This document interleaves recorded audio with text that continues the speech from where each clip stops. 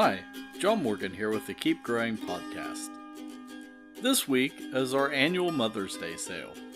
Come on out to your local Bob's Market May 11th and 12th for sale prices on 10-inch flowering hanging baskets and bedding flats. Traditionally, in our region, Mother's Day weekend is considered the end of frost danger. For us, it is a happy coincidence that makes for a great event. Also, along those same lines, we're doing a giveaway for a $100 gift card on our website. Head over to bobsmarket.com for details and the deadline. I'll announce the winner here next week. This week, the weather is looking a bit drier than last week. Of course, it was really wet last week. However, we are looking at rain midweek and a cool down into the 70s. Then heading into the weekend, we're going to be back in the 80s. Right now the weekend is looking like possible rain on Saturday, but a dry Sunday for some time to escape to the garden. In Uncle Jim's Almanac this week, we're looking at a great time to get out and seed your garden veggies. Today, Saturday, May 11th, seed annual flowers like zinnias and cosmos for midsummer blooms. Transplant or seed melons in the garden. And don't forget to fertilize houseplants for strong summer growth. Sunday, May 12th is, of course, Mother's Day.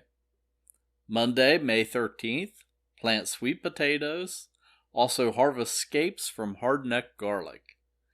If you've never tried oven-roasted garlic scapes, they're a treat you're missing out on. Tuesday, May 14th, plant peppers, okra, and cabbage. Also harvest established asparagus. Wednesday, May 15th, seed lima beans. It's also the first quarter moon.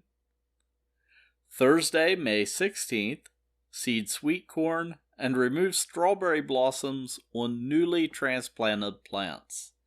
That way they can focus their energy on growing strong roots. Friday, May 17th, seed or transplant basil and seed Malabar spinach. Malabar spinach is kind of unique. It's unrelated to regular spinach, but it has one trait that makes it suited to your garden this time of year. It can withstand warmer temperatures without bolting. Finally, on Saturday, May 18th, install row covers to protect cabbage and broccoli from insects. And that gets us through the gardening week ahead.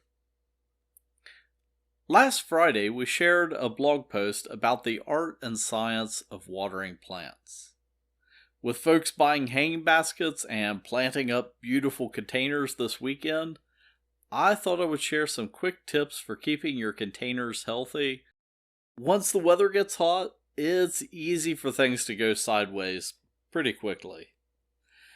When it's hot out, make sure that you water daily. That's a good rule of thumb, especially if you have a smaller container or hanging basket, or if it's located in a sunny spot. Next, make sure you're actually getting the soil wet. An interesting dynamic of peat-based potting mixes is that once they dry out, they actually become somewhat hydrophobic, meaning that they repel water. This means if you're watering just until you see water coming out of the bottom of the container, the water might just be flowing around the root ball and not actually being absorbed inside. Stick your finger into the soil, it won't bite. I promise. And that is the best way to check. Wait. What? Do I hear something? Help me! Help me!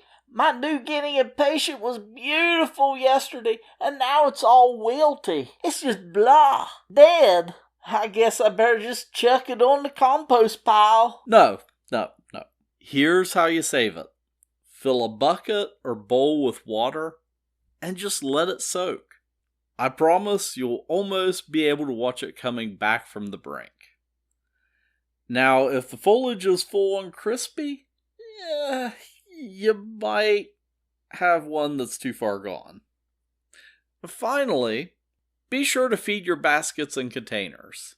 If you're watering until the water starts coming out the drain hole, as you should, it has the negative effect of leaching away nutrients. Replace the lost nutrients with a water-soluble fertilizer like Jack's Classic. Unlike flower beds, where there's a reserve of nutrients in the soil that they're planted in, you'll need to give hanging baskets and containers fertilizer at least once a week to keep them healthy and blooming. We actually fertilize baskets in our markets every time we water. Of course, there is some nuance, as always, to watering your plants.